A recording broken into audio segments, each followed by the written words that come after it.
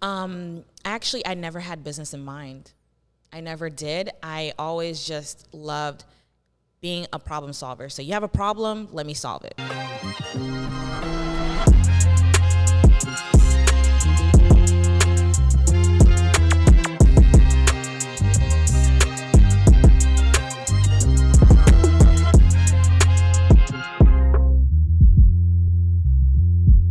Welcome to Livestream. I'm your host, Dr. Alex Plains, with our co-host, Jeremy.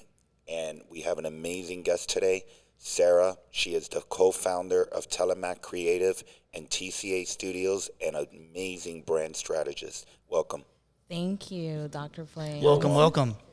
It's different being on this side, just letting you guys know. But I will do my best. Oh, it's going to be great. You're amazing. So we work together. We talk all the time. But I want to hear a little bit more about your story and what made you so special at what you do. I didn't go to school for this. I actually went to school for psychology. Okay. But you need a level that of makes sense. psychology in what you do, right? You need to be able to read people and understand and process things quickly. But I just started in sales. I was just a strong salesperson. I sold diamonds for about 6 years. And I loved doing that, selling diamonds to ballers that would come in and want a custom piece done for their. So we have a lot of things in common because, as you may know, or you might have remembered, I started in sales too. Yes. Before I decided to become a dentist. Yeah. So no wonder you're so amazing. I feel like you need The humility here is amazing. I'm just throwing that out there. Jump in. No, but I believe that you need some level of sales, or like you have to be a people person. You have to be people. You got to understand the people. Absolutely. Yes, a great problem solver. When did you figure out you were good at it? Which part? Sales. I think when I went over to work at a dealership. Okay. Yeah, I sold cars too. No kidding. Wow. Yeah, because I wanted to change, and I just wanted to improve on my sales skills. And selling cars it's difficult. It's tough. It's tough because you got to get through that hesitation that a buyer has when they come to you. And so it just came naturally. I really focused on what their true motives were for being at the car dealership, and that helped me to the female Grant Cardone here. That's right. Grant started in sales too in the automobile industry, so that's very cool. Yeah. So, how do you wear so many different hats? Like you're a mom, a wife, owner of 3 different businesses.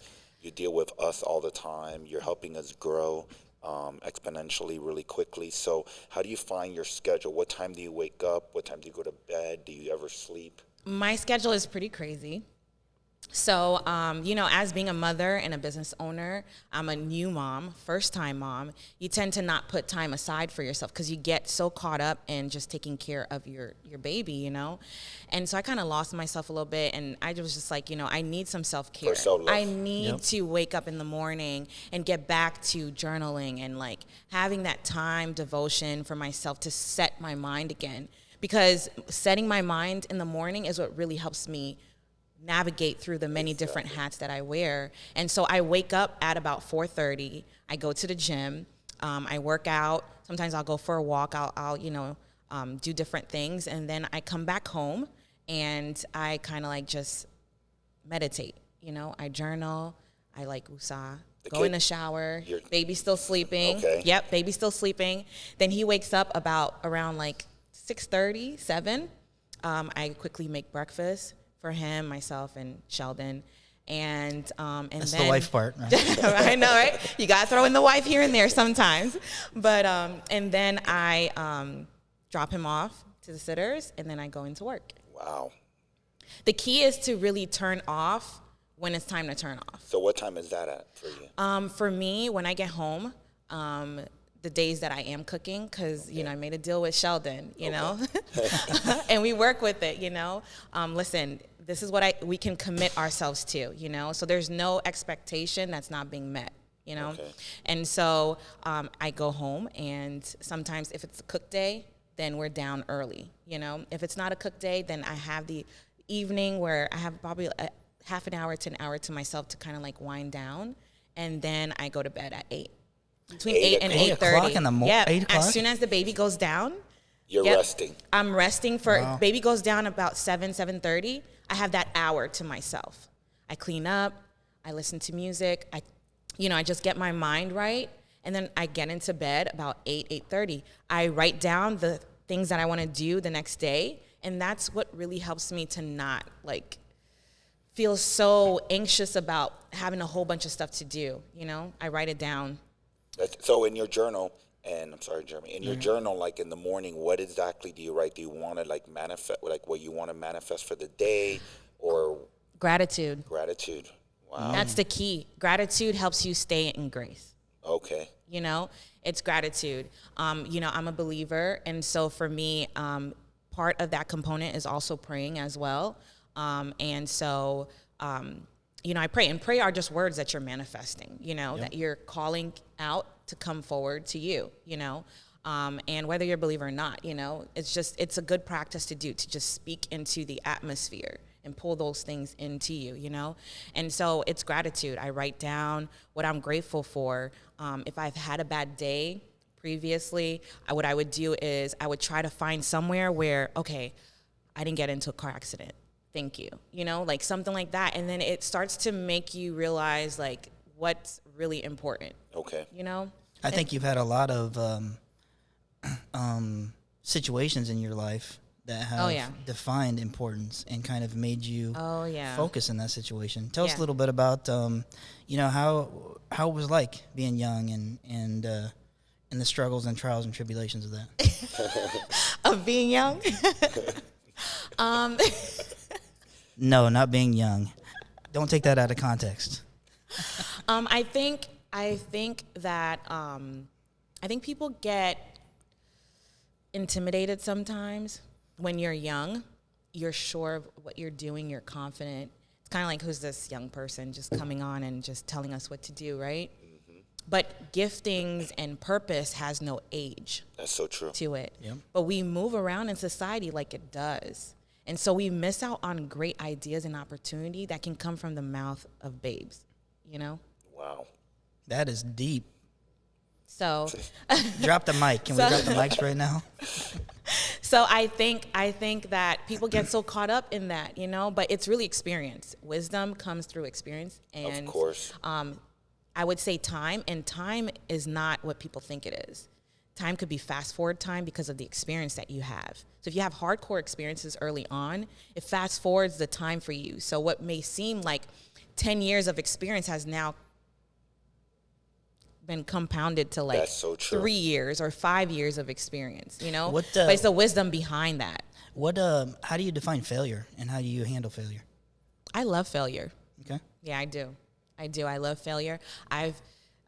In sales, you have to love failure. Yeah, for sure. Because you have to use those zero type of checks right. to like be like, okay, I'm seeing what I'm doing wrong. If you don't have failure, you cannot gauge what you're doing wrong or what's working. Of course. You need failure to compare things with, If everything was perfect, you will never get better. Who would want that? Exactly. Right? Yeah. There's no improvement. There's no growth, and the beauty is in the growth. The beauty is in the improvement. I don't think people really understand that. Like, we talk a lot about failure and we talk a lot about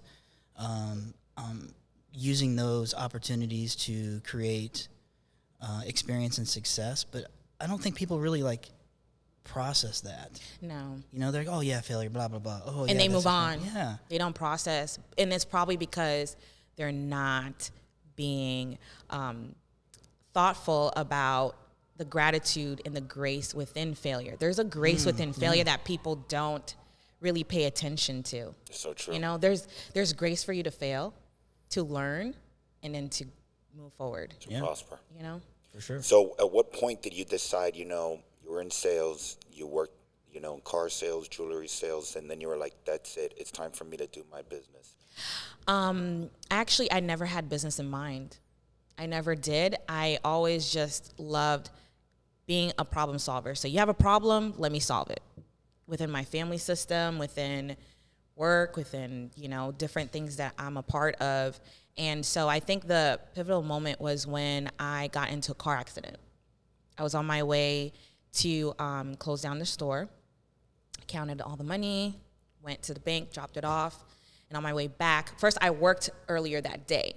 And they called me back because the store manager that they hired over me, and that's another thing, I guess, but the store manager that they hired over me didn't schedule properly, right? So, again, didn't have the right skills, but because I'm probably younger, they probably overlooked me, And so I went in, and on my way back from closing the store, I got into a head-on collision.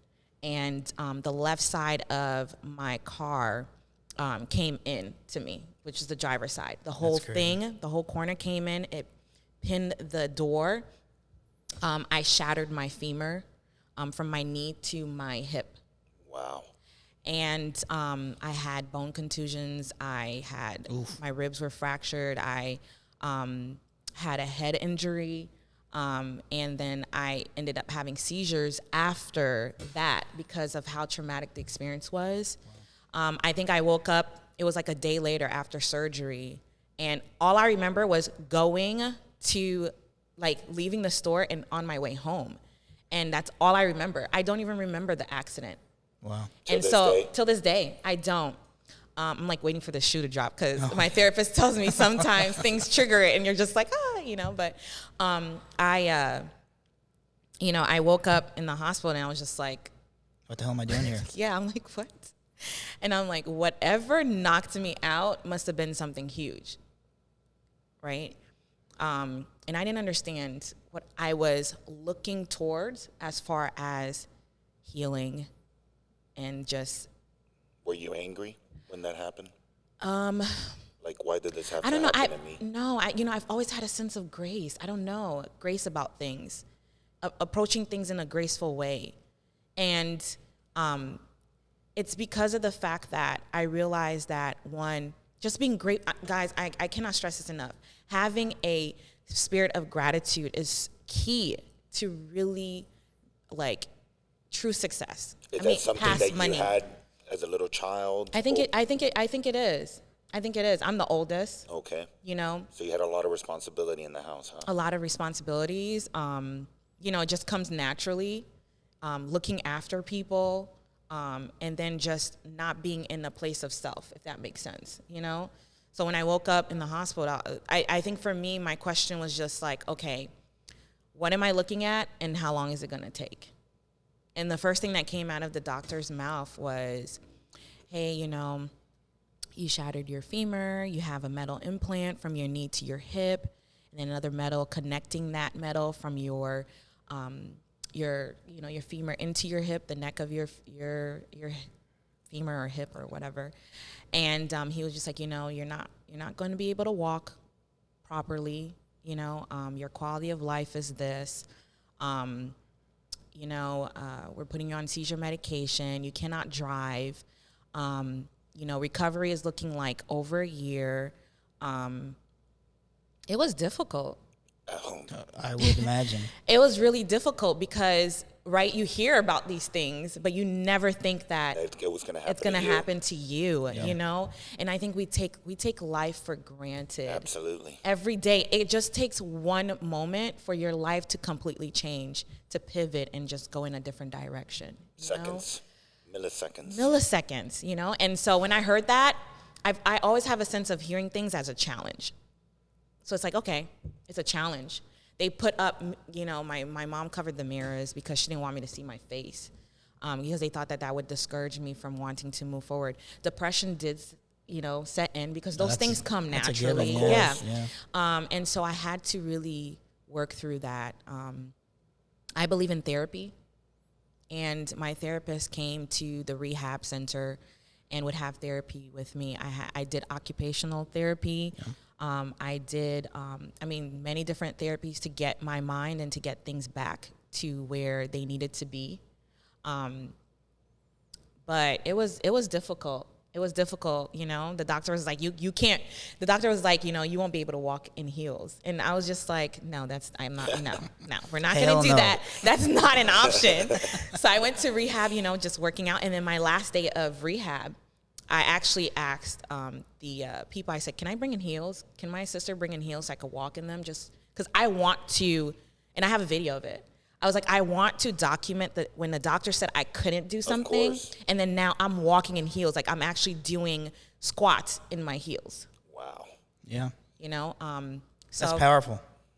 Yeah, I just, you truly believe in yourself and what you can accomplish. That's amazing. Yeah. You hear about all these stories, but it's so nice for you to share that, because I'm sure that it's a huge trauma in your life. Yeah, it's huge. I mean, that was one, and then the birth of my son, because, I have the metal in my leg, and with the birth of my son, that was traumatic as well, and it left me dealing with postpartum issues, anxiety and depression. And I think if I had not gone through what I went through with the accident, I wouldn't have known how to navigate mentally through a crisis or trauma. It's really important to know how to navigate through those things, because a lot of times we tend to bring trauma even in our business with how we deal with people. Yeah. So it's important to go through therapy and process the traumas in your life. It's important because it can affect other aspects of your life. Completely. So after that, you recovered. How long did the recovery take? The doctor said 1.5 years, but I did it under a year. Look at you. So there's some pride there, right there. I'm just so thankful, man, because and it's not my strength. I can't sit here and be like it's my strength. It's the willpower that I'm given and that I tapped into. I think I love how you say that, willpower. How do we get the listeners to say, listen, you're going to have a bad day. You're going to have a really difficult situation you have to overcome. How do you motivate yourself to say, this isn't going to define me. This isn't going to, I'm not going to take this as a negative. I'm going to take this gracefully. I'm going to be gracious for this happening, and I'm going to learn from it. I mean, what do you tell listeners how you do this? Nothing is lasting. Okay. That's what helped me with relationships too. Okay. So if I say no to somebody, that reaction that they give is not a lasting reaction. It's temporary. However temporary is, you have to have a sense of patience. Yeah, for sure. To also understand that, So I understand that whatever I'm going through right now is just a season. It's just a season. I love that. So let me shift my focus and figure out what I need to get from the season. So this season is not a long season. So you know what I'm saying? So what do you do when you're having a bad season, and how do you recover from it? Or you just put it in the past and forget about it? No, you can't put it in the past and forget about it. You have to use it. I actually think that what people should do, what I do, is I write. Again, writing down is so powerful. Writing down everything. I write down, okay, what have I gone through in this season? What am I going through right now? Yeah. Because you want to reflect. You want to look back and be like, okay, I went through this. Because sometimes we forget, because we're on to the next thing. And then we forget that, wait, I've gained strength. I've gained wisdom. I've gained, let me apply this into the next season. Damn, I really figured that out. Sweet. Right? That kind of stuff. Yeah, it's like, I don't want to repeat this, So you did this amazing recovery, and then you're like, I'm going to go out and do this. I want to do this by myself, and I'm going to get it. So you said that you didn't even know that you wanted to do your own business. No, I didn't. My initial goal was not business. It was not money. My initial goal was, I'm alive for a reason. Let me figure out what that is. That's powerful. Let me use the tools that I have not discovered. Because we all still have tools inside of us that we haven't discovered yet. Absolutely. And let me take this journey and see where it leads me, So far I'm here. So you had a passion for marketing, or was it? Yeah, well, I think what it was is I've had a passion for communicating properly, communicating purposefully, and strategy and problem solving. And I put all that together. And you put all that in, decided to do branding. Yeah, so I started with branding. I always loved graphic design, so I would do it on the side. Okay. So that's how, I kind of went into, I did graphic design on the side, even though I was working at Zales. I would design a few things for people, book covers, different things like that. And then I was just like, let me help business owners, start with their design. And then I realized that when I would sit with a business owner and ask them, or a brand, or someone who's wanting to start a brand, what is your brand or what are you looking at, you know, they would not even know where to begin. They have the vision in their head.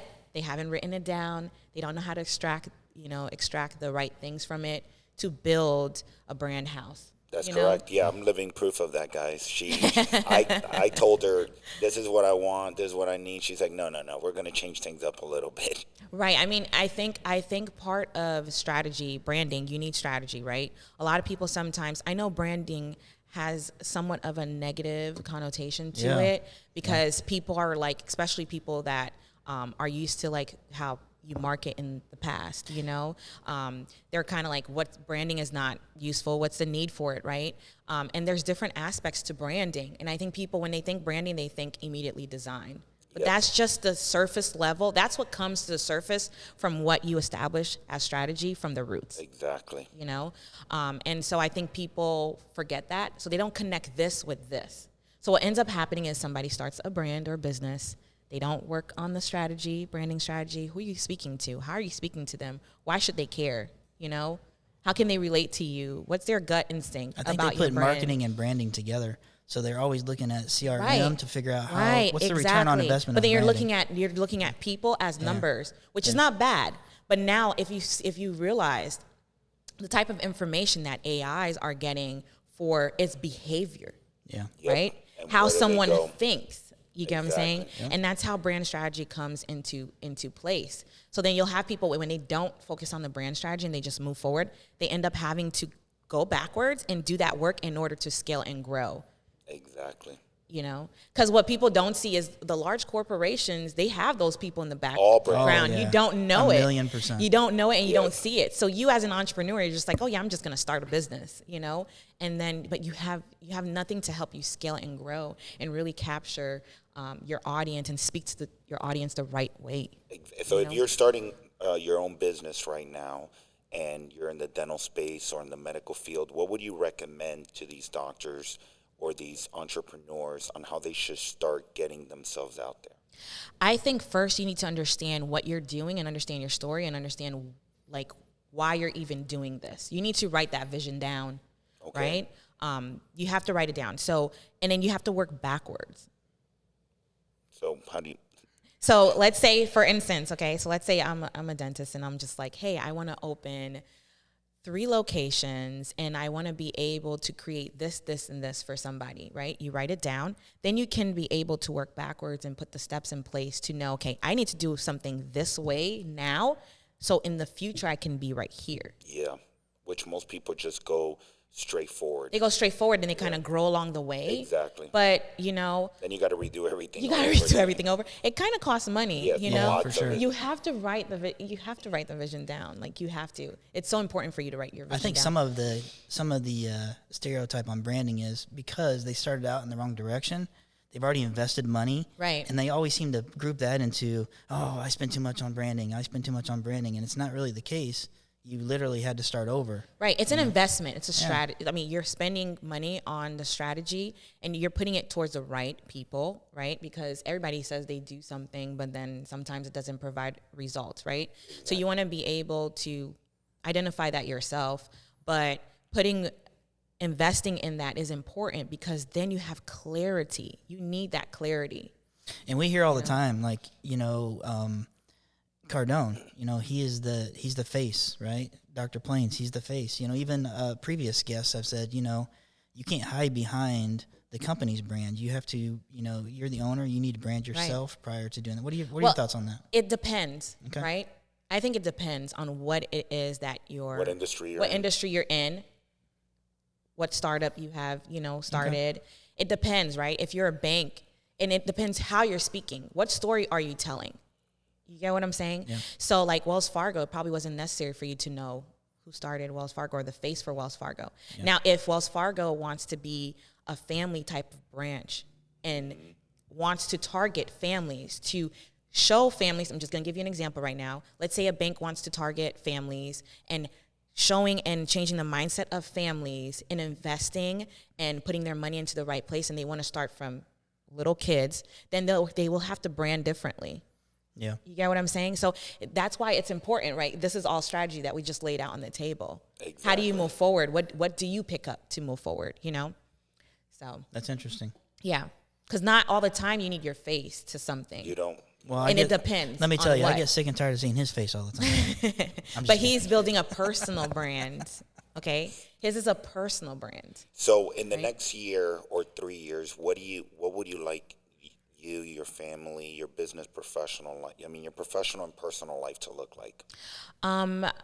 I've been switching over into consultancy. So basically being a brand strategist, like a consultant. So consulting with corporations or professionals on how to launch something, put something together, build something. That's really what I want to do, move on into doing. And also just teaching youth just the importance of vision. Okay. Yeah. I think sometimes we kind of take the youth's vision for granted. We do. You and know? we try to make them change to our vision. And when you really think about it, all of the older people now that are like in their 70s, their 80s, that built the industrial age, and around that time where, things were building in Manhattan and New York, they started young. Very young. They didn't start when they're like in their 40s. They started like 18, 20. As soon as their fathers or whatever, their parents were like, you need to go into this, And so I think now, I don't know why we have a mentality of trying to hold that back and not allowing for the youth to kind of like, they need to build what's the new age that's coming up, technology and stuff like. They need to push that forward for us. Yeah, like my son wants to be a gamer. Yeah, so like, investing in that, because, just the other day I was reading something, this 13-year-old going to college. It's amazing. I did read that too. So it's like we're limiting our own youth. Yeah. Well, we barely used our brain. Albert Einstein says that we use 2 or 3% of our mind. Yeah, we don't use all of our. There isn't. We need a pill. What's that movie? Yes. What's that movie Limitless. with the Limitless? Yeah. Yes. Yeah. I don't think, honestly, if we've had access to all of our brain, I don't even think we would know how to use it because we still don't know how to use the 2 or 3%. That's right. Well, I heard that Elon Musk he's creating an artificial intelligence where it'll be implemented in your brain and we'll be able to communicate without even talking. Yeah. And then you just go and you're going to pay for something and it literally just boop. Wow. That's how fast things are moving. But then we're going to always hear Jeremy's dirty thoughts, so I don't know. I think they're going to have boundaries or something coded to like help. There'll be some editing going on there, I'm sure. Right. I mean, the goal even for Meta is to have people live in an alternative universe. Yes. Where they're like they can escape and be limitless. So for all the women out there that are like, oh, this is a man's world and women, you hit a nerve there. Yes. What advice, what recommendation, what would you let them know that, guys, you can do what you need to do. You can be a mom, you can own your business, you can be a wife. We heard Anthony say there is no balance, and it's very true. If you get stuck on balance, especially as a woman, you're going to get lost. Okay. We're meant in our femininity. Did I say that right? Yeah. Nailed it. That word is always to move fluidly, and I think that men can also tap into that and move in a fluid way as well. Anybody really can tap into that and move into a fluid way because we're spirit first, body second, right? Don't even let me get started in that. But, and I think that part of that is understanding you have to move with a grace. Okay. Again, I'm bringing that word back to be able to manage to wear all of these hats. So giving grace to yourself, giving grace to your environment for things to flourish and grow, and to learn how to balance things, how you need to balance them in certain seasons. I have a good controversy question. Are women that are successful emotionally unavailable, or they can be emotionally available? Oh. I think it's whatever you put your focus to. Okay, so I think in the season where you're building, and you're focused on that, you have to have an emotional intelligence to know when to pull away and then tap into that emotional side. If you don't have that emotional intelligence, then you're going to take everything, the like frustrations of building and all that stuff, and take it out on somebody. Well, I think it's a situation where That's true. I think it's a situation where people have a perception before they even start getting involved in that situation. Like, I know what the answer is going to be. It's going to be a no. It's going to be a no. It's going to be a no. Yeah. And that's not true. Yeah. Like, you're building yourself up for no reason. Yeah. You know, and I think that's where people struggle, you know, following their dreams and following their passion and deciding to open up businesses and be an entrepreneur. Mm-hmm. It's like, oh, well, the bank's never going to do that. The bank's never going to do that for me. That's a dumb thing. I mean, he's a perfect example of that. Right. Like, you got like a whole bunch of no's before you, well, not a whole bunch, but no, I don't know how many you got. I did. I attempted it for almost 2 years. Yeah, but you kept going. I kept going. Consistency. And I did a lot of research to find out exactly what the bank needed from me. I'm talking about like reviewing my W-2, making sure I needed this amount of money saved up. And I was like, you're not going to say no to me now because I have all the requirements. Yeah. Right. Amen. Right. And, you know, some people have to go above and beyond to do that, unfortunately. Yep. You know, given whether, you know, whatever background you have, or if you come across somebody who happens to be someone who does profile people, you know, pretty much, or whatever, you do have to go above and beyond to do that. But again, at the end of the day, I think people focus on the negative rather than focusing on the positive. Yes, I probably have to. Yeah, yes, I have to probably go above and beyond, and it sucks, right? I don't want to have to do that, especially as a woman. Listen, how bad do you want it? How bad do you want it? But then it's not even just that; it's the fact that on the other side of it, I'm going to look at that and say, yeah, I had to go through all that to get this, but it was worth it. Exactly. You know what I'm saying? Yep, for sure. So what book would you recommend, and I know we got to go, but what book would you recommend to the general public that you think had a huge impact in your life? Ooh. You can give me a couple, but. Huge impact. You're very spiritual. You know, actually, it was a book that, I know this is going to sound crazy. It's a book that I read when I was in the 6th grade. Okay. And it was Ben Carson's book. Okay. I heard that book is amazing. It's amazing. And you read that in the 6th grade? Yeah. Wow. I'm saying, wow. Hell, I don't really read that much. I mean, if it's not on a podcast, what are we doing here? You should read, but now there's audio, so there's no excuse. I'm trying to convince him. I think he's doing a little better. I'm doing better. But I loved that book because I was able to relate to it. You know, we grew up differently. You know, I grew up in the suburbs in Connecticut, but just the challenges of overcoming the issue that he had with anger, trauma, not having proper relationships around him, to then being a world-renowned neurosurgeon. Pediatric neurosurgeon. And then, so calm. But, you know, he had to learn how to work on that because he actually had an anger issue when he was younger. I didn't know that. Yeah, he had an anger issue when he was younger. So what is the name of the book? I forgot the name of the book, but it's the book by Ben Carson. Yeah. Okay. Yeah. It's really great. But that changed my outlook on life, and it from a young age it showed me if my life is moving a certain direction at any point in time, I have the power to say no. I can change that. Yeah. Right? You can control it. Right. It's like the same narrative of having two Toms or two, you know, Derek or whatever grow up in two different environments, and it all comes down to choice. That's so true. Well, thank you so much for today. Thank you. So excited to have you here. This was a great conversation. This was good. Should do this again. Absolutely. It's a pleasure. Thank you so much, Sarah. Thank you, Jeremy. And you can follow us, Dr. Alex Plains, Spotify, Dr. Alex Plains, Instagram, Dr. Alex Plains. I'm excited to see you there. Thank you.